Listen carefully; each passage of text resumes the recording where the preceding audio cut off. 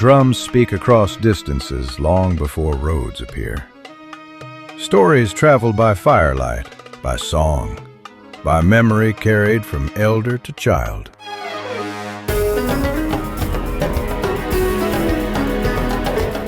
Here, identity is woven into fabric, into rhythm, into the cadence of everyday life. This is a land shaped first by culture.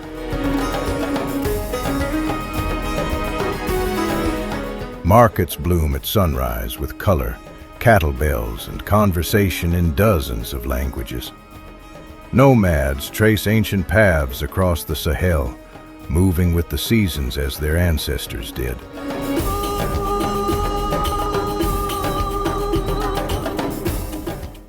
Poetry lives in oral tradition, and history survives in voices long after ink fades. Here, culture is not preserved behind museum walls. It walks, it sings, it endures. And beyond these living traditions, the desert waits. The desert does not forget. It remembers every footstep, every river that vanished, every civilization that rose, flourished, and quietly returned to sand. Here, the Sahara exhales into the Sahel. Beneath scorched stone and endless horizons lies a land few speak of. But it is one that has watched humanity from its very beginning. A land older than borders, older than empires, older than memory itself. This is Chad.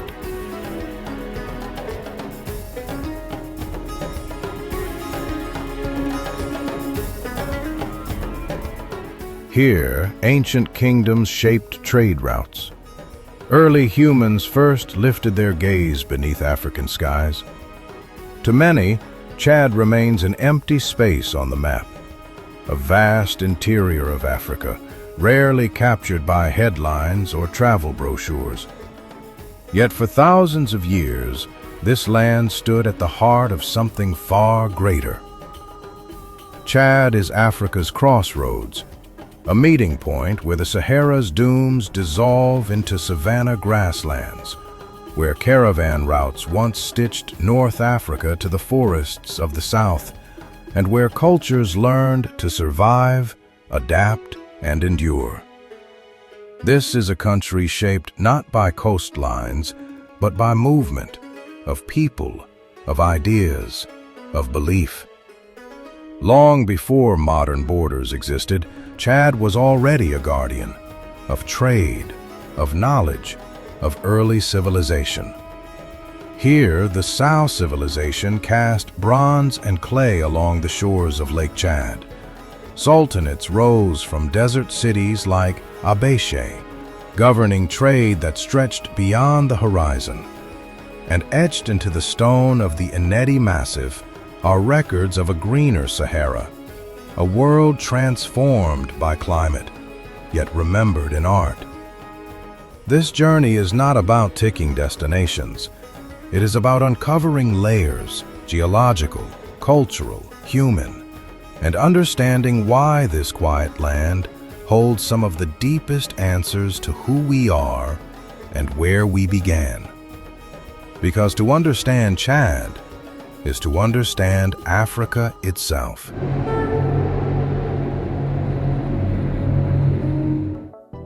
1. N'Djamena, where river and resilience meet. At the western edge of Chad, where the Chari River bends and slows, stands N'Djamena, a city shaped by endurance. Founded in 1900 as Fort Lamy during the era of colonial expansion, it was renamed N'Djamena decades later, reclaiming a name rooted in local language and identity. Today, it pulses with movement, motorcycles weaving through heat-drenched streets, market stalls layered with spice, fabric, and sound. You'll hear French and Arabic mingle with dozens of indigenous languages. You'll smell grilled meat, river fish, and dust warmed by the sun. This is not a polished capital, it is an honest one. Here, modern life presses close to ancient rhythms. Fishermen still push wooden boats into the river at dawn, their silhouettes cutting through mist as the city slowly winks. Women balance baskets with practiced ease, moving through markets where tomatoes, millet, and dried fish are arranged with quiet precision. The call to prayer drifts across neighborhoods, blending with laughter, engines, and the steady hum of daily survival. In quiet corners, elders recall a time when the river marked not just a border, but a lifeline binding civilizations together. A corridor through which goods, beliefs, and stories once flowed freely. What many visitors don't realize is that N'Djamena sits near the crossroads of some of Central Africa's oldest trade paths, routes that long predate the city itself. Long before colonial maps were drawn, this riverbank connected communities stretching from the savannas of the south to the desert worlds beyond. Even now, the Chari carries more than water. It carries memory. Seasonal floods still dictate rhythms of life, shaping agriculture, fishing, and movement just as they did centuries ago. N'Djamena is not the story's beginning, but it is the doorway. Because beyond the city, following the river's quiet pull, water leads not only through land, but backward through time, toward the deeper currents of Chad's ancient past.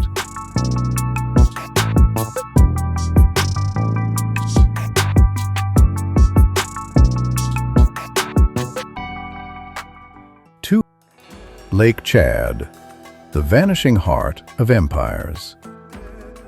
The journey westward carries you toward a body of water that once shaped the fate of Central Africa, Lake Chad.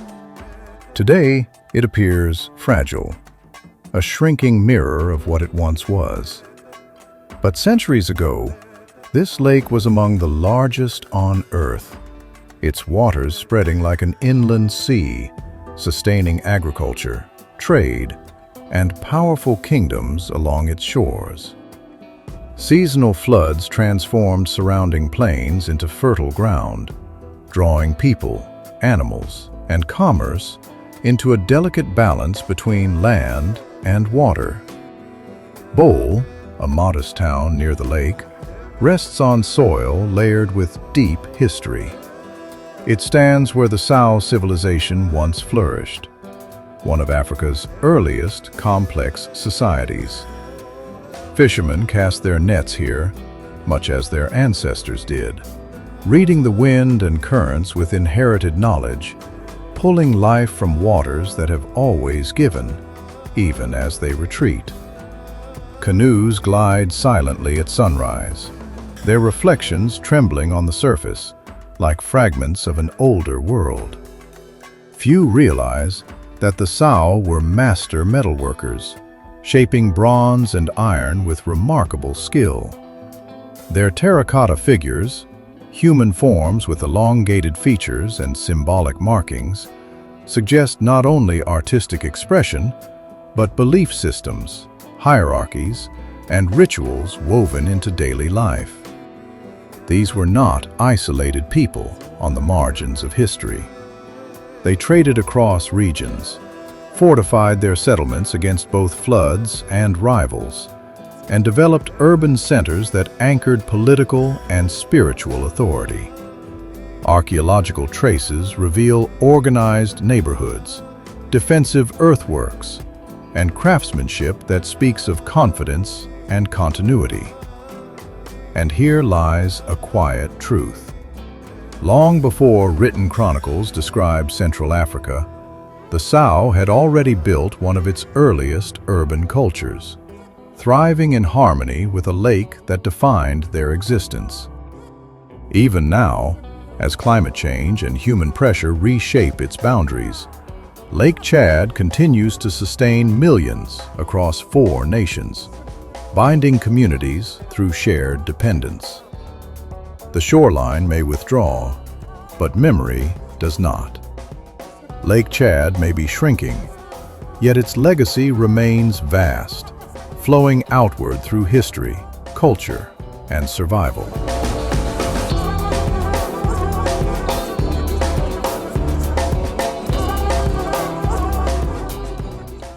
Number 3.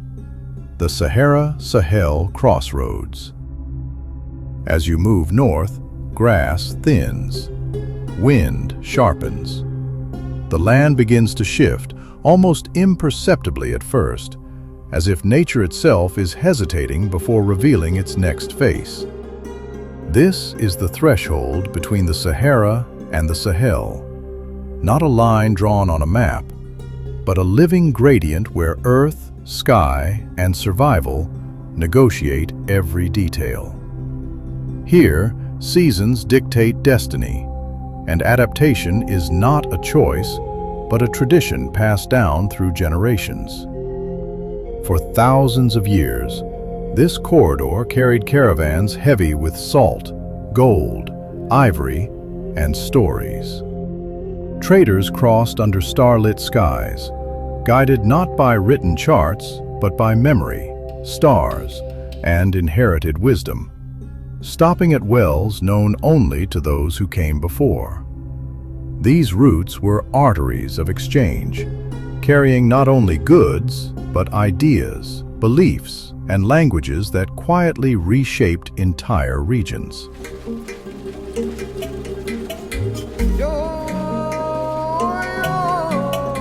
A single journey could take months, yet each step stitched distant worlds closer together. The land itself feels watchful. Acacia trees appear like sentinels, their twisted silhouettes standing firm against relentless winds. Sand creeps forward, then retreats again, sculpted daily by forces older than history. And the silence, deep, total, feels almost ceremonial, broken only by the low whistle of wind or the soft crunch of footsteps on hardened earth. It is a silence that listens back. It was this geography that made Chad indispensable. Whoever understood this passage-controlled movement between worlds, between desert and savanna, north and south, scarcity and abundance. Power here did not come from walls alone, but from knowledge of terrain, timing, and trust. And it is here that ancient cities rose, not in defiance of the desert, but in dialogue with it, built to endure uncertainty, to bend rather than break, and to thrive where others could not imagine life taking root.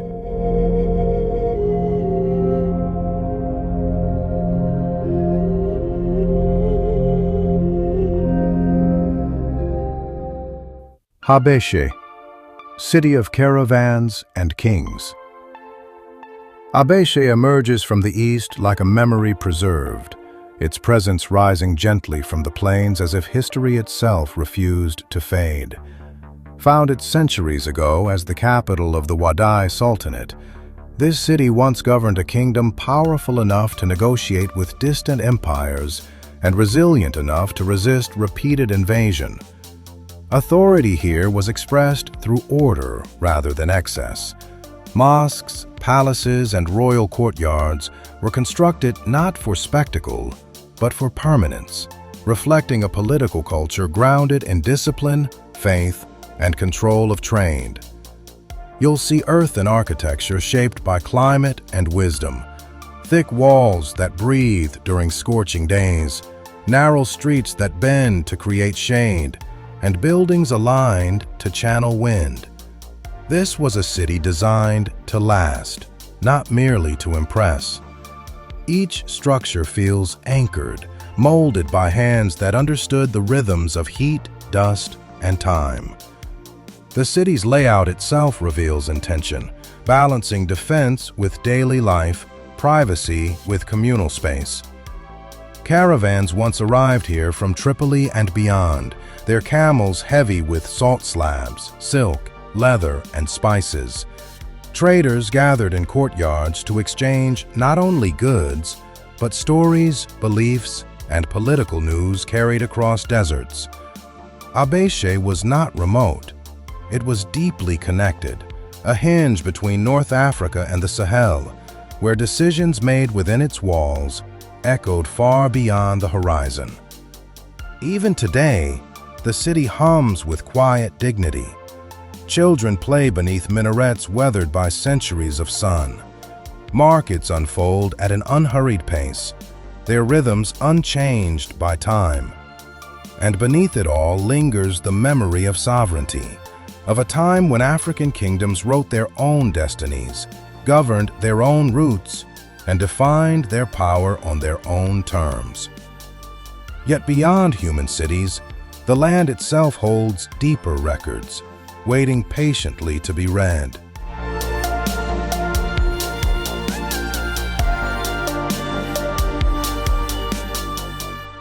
The Uneti Massif, stone, sky, and memory.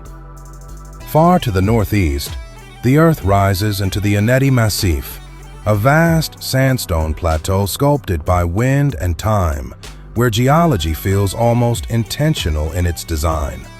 Natural arches frame the sky like cathedrals carved by patience rather than tools. Towering rock pillars cast long shadows across empty valleys, their surfaces etched by centuries of sand-laden wind. In the shifting light of dawn and dusk, the landscape seems to breathe, changing color from pale gold to deep rust, as if responding to the passing of the sun. Hidden within caves and shallow overhangs lies one of Africa's greatest archives, rock art.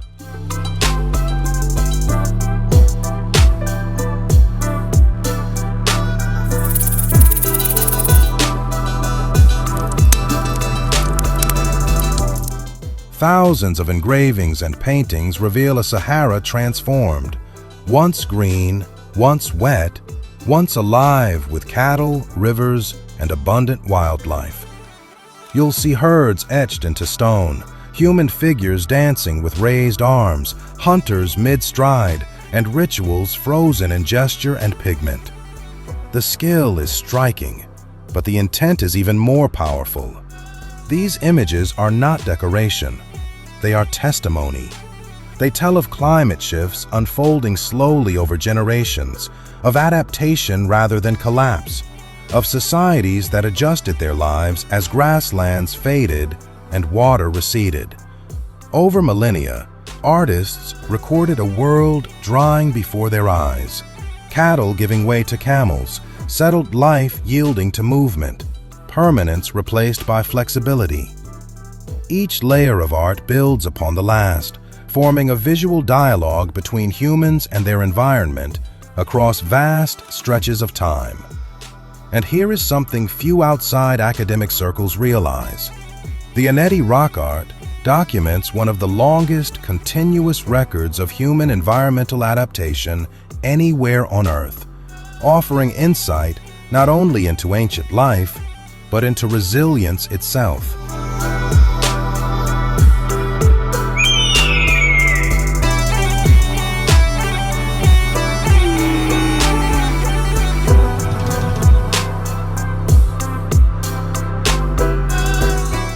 In this silent expanse, stone remembers what landscapes forget, preserving stories long after rivers vanish and voices fade.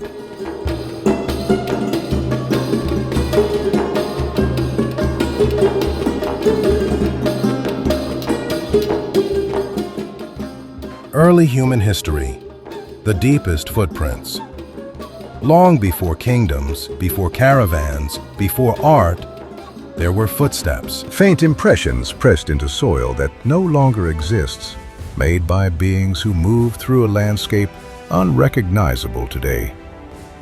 In the sands of northern Chad, scientists uncovered fossil remains that reshaped human history.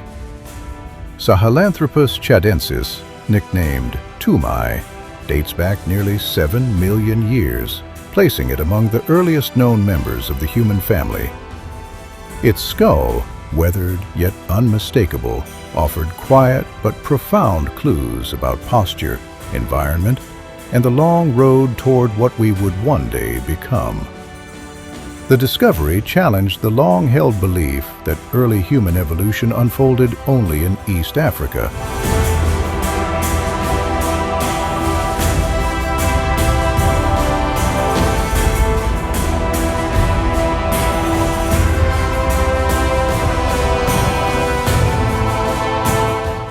Instead, it suggested a broader cradle, one that includes the heart of the Sahara before it became desert. At the time Toumai lived, this region was a mosaic of woodlands, lakes, and open savanna, rich with life and possibility. Water flowed where sand now dominates, and the rhythms of nature guided movement and survival. These early beings adapted not through domination, but through awareness of their surroundings. Standing here today, beneath an endless sky, it is difficult to imagine rivers winding across this land, or forests casting shade where heat now reigns.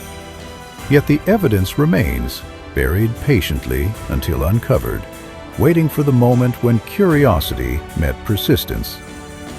Each fragment recovered adds another line to humanity's earliest chapter, written not in ink, but in bone and stone.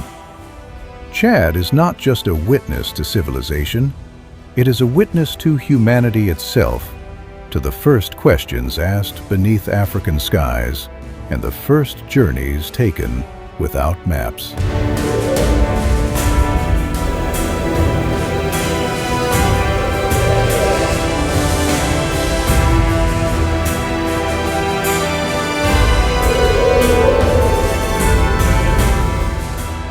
Seven, Lakes of Unianga, water against all odds. Deep within the Sahara, where logic says life should fail, a miracle endures. The lakes of Unianga, 18 interconnected lakes, shimmer between dunes, sustained by ancient underground aquifers laid down during a wetter age of the earth.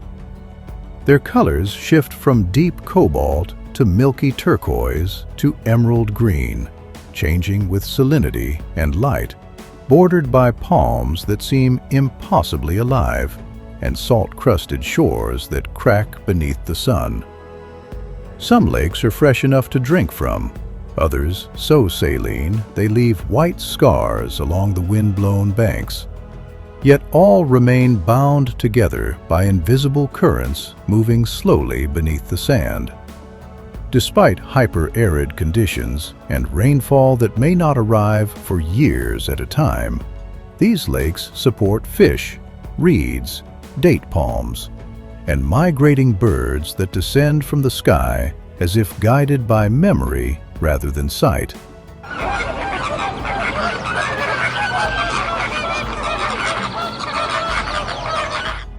Villages cling to their edges, farming narrow strips of land with techniques refined over centuries, careful irrigation, patient harvests, an understanding of water as something sacred and finite.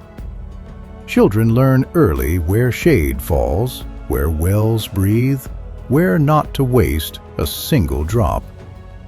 The contrast is startling, silence broken by the soft movement of water, heat softened by reflection and breeze, life persisting where none should, not defiantly, but quietly, almost humbly. At dawn, the lakes mirror the sky so perfectly that horizon and reflection dissolve into one, making it difficult to tell where land ends and atmosphere begin.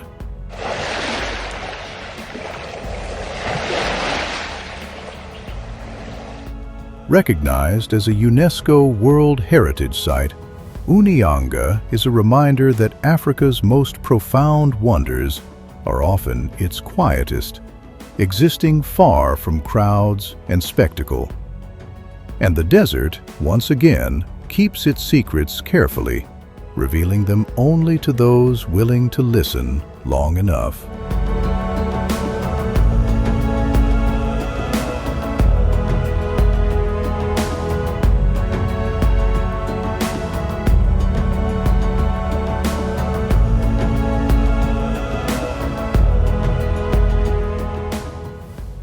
Eight, Zakuma National Park, a landscape reclaimed. Southward, the land breathes again. Zakuma National Park stretches across floodplains and woodland, a sanctuary reborn. Once devastated by poaching, it now stands as one of Africa's conservation success stories.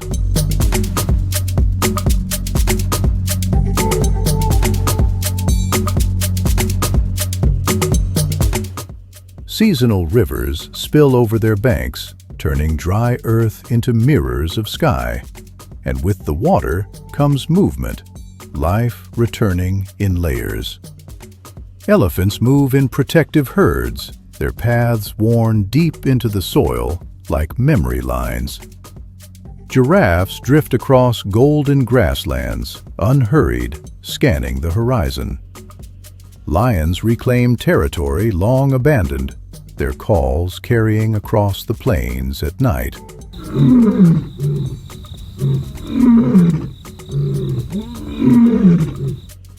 What makes Zakuma extraordinary is not just its wildlife, but its recovery.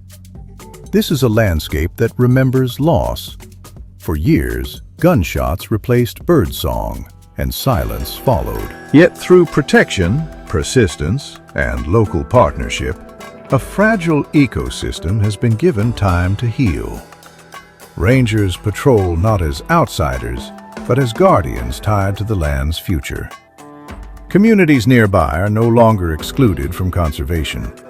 They are part of it, their livelihoods linked to survival rather than extraction. At dawn, mist lifts slowly from the plains. Hooves darken the wet grass. Birds cut across pink skies in sudden electric bursts of color. Crocodiles slide into water channels that did not exist months before. Everything here moves according to rhythm, flood and retreat, abundance and restraint, an ancient cycle briefly restored. And for a moment, the land feels untouched, as it once did thousands of years ago, when animals shaped the terrain as much as climate did. Zakuma is not frozen in time. It is living proof that damage is not always final, that recovery is possible when patience replaces exploitation. Here, nature and history intersect again, not as a warning, but as a rare and fragile promise.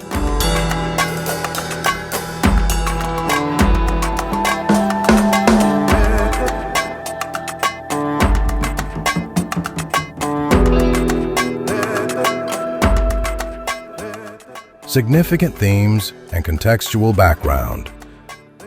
Beyond the main islands, Seychelles is an archipelago of surprises. Each outlying island harbors unique biodiversity, rare birds, hidden lagoons, and untouched beaches. The waters between islands are as diverse as the land itself, ranging from turquoise shallows dotted with coral heads to deep channels where manta rays and reef sharks glide gracefully. Sailing between these islands, the sense of discovery is constant. Every bend in the coastline reveals a new cove, a grove of palms, or a beach untouched by footprints. A reminder that even in a world often crowded by human presence, nature can remain sovereign. On Cousin Island, conservationists have restored native forests, bringing back bird species once thought lost to extinction.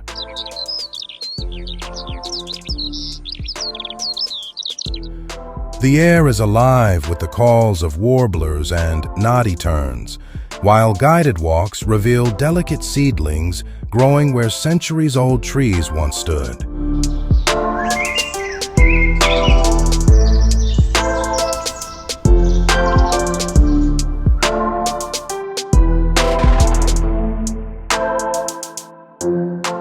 On Bird Island, giant tortoises share space with nesting seabirds, their slow movements contrasting with the flurry of wings above, creating a tableau that seems frozen in time, yet vibrant with life.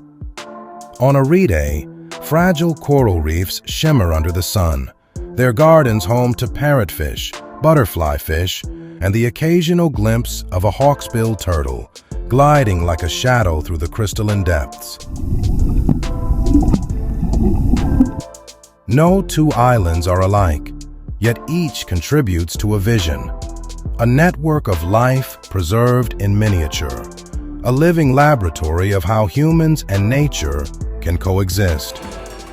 Seychelles' story is not only of idyllic beaches and coral reefs, it is one of resilience, foresight, and continuity. Across decades, this nation has learned to thrive by balancing human life with fragile ecosystems.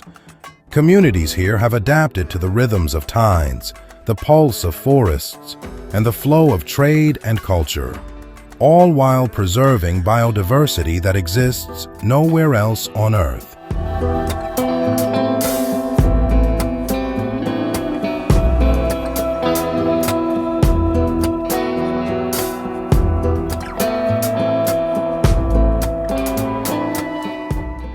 Knowledge is carried by word, by practice, by ritual.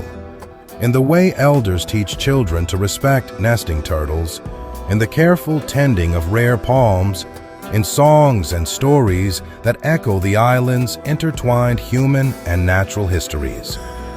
Modern challenges persist, from climate pressures to development demands, yet the unbroken thread of stewardship runs through every reef, every grove, every village. Visitors will experience this not just in sight, but in sensation. The soft shimmer of coral beneath a snorkeler's gaze, the warm scent of vanilla and tropical flowers in a praline forest, the gentle hum of Creole music drifting over La Digue's shores. You'll see palm shadows stretch across beaches, watch giant tortoises plod beneath the sun, hear seabirds calling across quiet coves, and taste food prepared with ingredients grown in harmony with the land. Sometimes, all at once, you'll notice nothing at all, only the vastness of sea, sky, and island, a living testament to patience, care, and coexistence.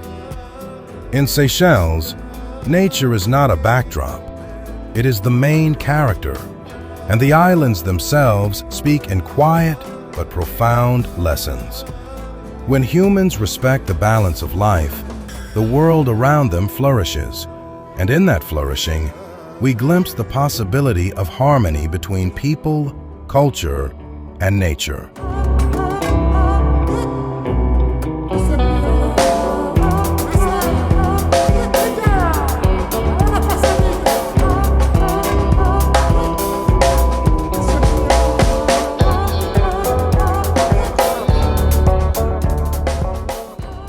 Chad does not demand attention. It earns it, quietly, patiently. This is a land that has watched humanity learn to walk, to trade, to believe, to adapt. A land that has guarded ancient civilizations not behind walls, but across open horizons. From the fading waters of Lake Chad to the timeless stone of the Aneti, from desert oases to living cities, Chad reveals a truth often overlooked, that history's deepest roots lie far from the spotlight. As the sun sinks behind sandstone cliffs and the desert cools, you begin to understand. Some places do not shout their importance. They endure. And in that endurance, they shape the world. If this journey changed how you see Africa's hidden heart, subscribe for more cinematic explorations into the world's overlooked civilizations, and continue the journey beyond the horizon.